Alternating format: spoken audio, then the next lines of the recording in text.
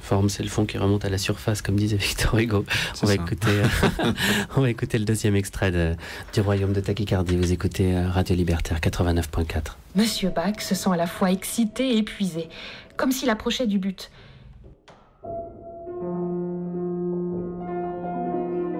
Il ferme les yeux 2 minutes, se laisse porter par cette douce somnolence, se remémore le son qu'il écoute sans cesse. Puis il ouvre les yeux de nouveau.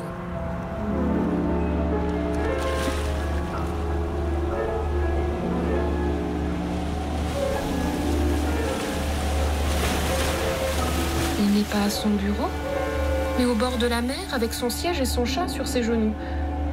Stupéfait, il regarde le lever du soleil.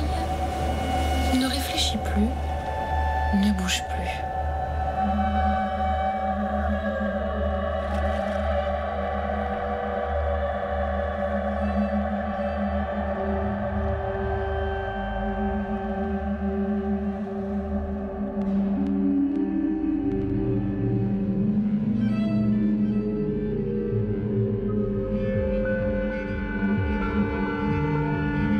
Sous ses yeux ébahis apparaissent 3 déesses.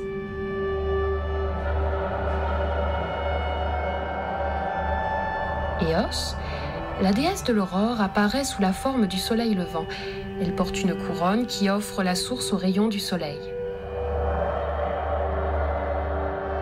Ereshkigal, la déesse du passage et des clés, se présente de dos. Ses longs cheveux dessinent une arche. Yemaya, déesse de la mer, est une sirène qui se fond dans l'océan. Elle se forme à partir du paysage comme une sorte de mirage. Elle lui annonce ce qu'il sait déjà. Nous sommes les 3 déesses du passage vers l'île de Tachycardie, un royaume que nous cachons depuis la mort de Yoruba, le premier homme. Monsieur Bach, vous avez été choisi pour vivre une aventure extraordinaire. Cependant, une fois que vous aurez accepté de traverser l'arche, vous ne pourrez plus faire demi-tour.